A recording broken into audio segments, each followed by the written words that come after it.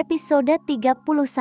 Pagi datang perlahan, membawa cahaya lembut yang menembus tirai kamar. Di atas ranjang itu, Nalina masih tertidur, meringkuk kecil seperti seseorang yang berusaha melindungi dirinya sendiri bahkan dalam mimpi. Di sampingnya, Devano masih duduk bersandar, tangannya tetap menggenggam tangan Nalina. Kompres di dahi wanita itu sudah mulai menghangat, namun ia tak melepaskannya. Sepanjang malam, Nalina tidak benar-benar tidur dengan tenang. Beberapa kali ia mengigau, tubuhnya bergetar, seperti seseorang yang masih terjebak dalam ketakutan. Dan setiap itu terjadi, Devano selalu ada, membelai rambutnya, menggenggam tangannya lebih erat, seolah ingin mengatakan tenanglah kamu tidak sendirian. Bahkan saat akhirnya rasa kantuk menyerang, Devano tetap bertahan.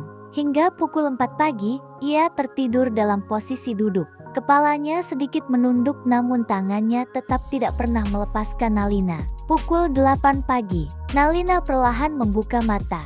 Pandangan pertamanya adalah langit-langit kamar lalu turun ke arah samping. Dan di sanalah ia melihatnya, Devano. Masih duduk di sana, masih menggenggam tangannya, masih menjaganya. Hati Nalina langsung terasa sesak. Air mata perlahan jatuh tanpa suara. Tanpa sadar, ia tersenyum kecil di balik tangisnya, seseorang yang benar-benar selalu ada untuknya. Seseorang yang tidak pernah pergi, dan selalu ada di sisinya. Nalina mencoba menarik tangannya perlahan. Gerakan kecil itu membuat Devano langsung tersentak bangun. "Nalina," suaranya panik. "Tenang, aku di sini." Nalina menatapnya, dan untuk pertama kalinya sejak semalam, ia merasa benar-benar aman. "Apa kamu mimpi buruk lagi?" Kepalanya masih sedikit pusing, tapi fokusnya hanya pada Nalina. "Apa kamu masih demam?" Nalina hanya menggeleng pelan, tatapannya lembut. Lalu, tiba-tiba ia memeluk Devano. Erat, sangat erat. Devano terkejut. Tubuhnya sempat kaku, tidak siap dengan pelukan mendadak itu. Namun beberapa detik kemudian, ia membalas. Lebih hangat, lebih tenang. Mereka saling berpelukan dalam diam. Seolah semua luka, semua ketakutan, perlahan mencair dalam satu momen itu.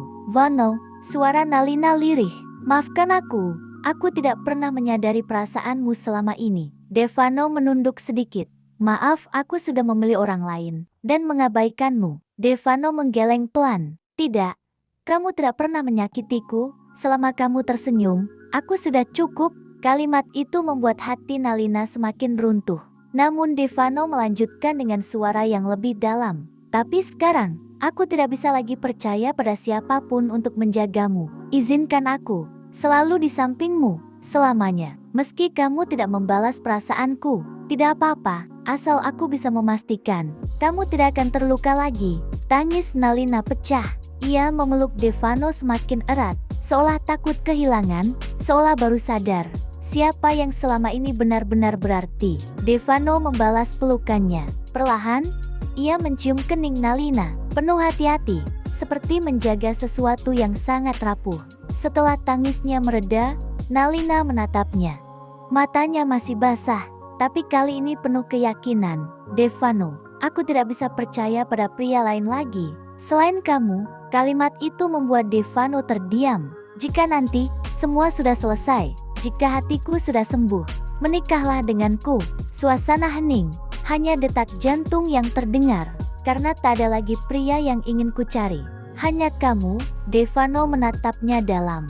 Matanya berkaca-kaca. Ia cepat mengusapnya sebelum Nalina sadar, lalu tersenyum tipis. "Kenapa nanti? Kenapa tidak sekarang saja?" Nalina langsung mencubit pinggangnya. "Vano, kamu tidak sabaran sekali." Devano tertawa kecil. "Aku sudah menunggumu sejak kita kecil." Nalina tersenyum. "Apa kamu benar-benar menyukaiku sejak dulu?" tanya Nalina. "Apa kamu tidak bisa melihatnya?" tanya Devano. "Aku pikir itu semua karena kita bersama sejak kecil. Maaf, aku tidak bisa mengerti perasaanmu." Lalu kembali memeluknya. Namun kali ini, pelukan itu berbeda.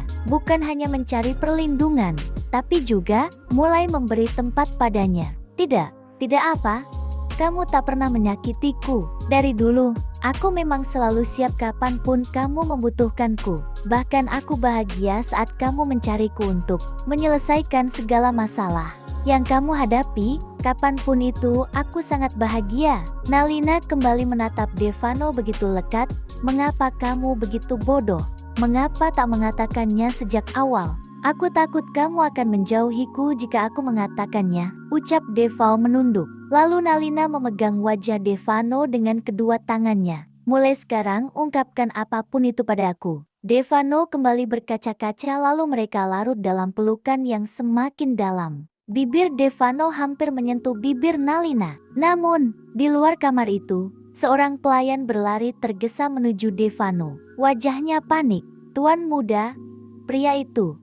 Dia, kalimatnya terhenti, karena dari arah bawah, terdengar suara keras, seperti sesuatu yang jatuh, atau seseorang yang berhasil melepaskan diri. Dan saat Devano menoleh ke arah pintu, wajahnya langsung berubah, dingin, tajam, karena ia tahu, masalah itu belum selesai, dan mungkin akan menjadi jauh lebih berbahaya. Bersambung.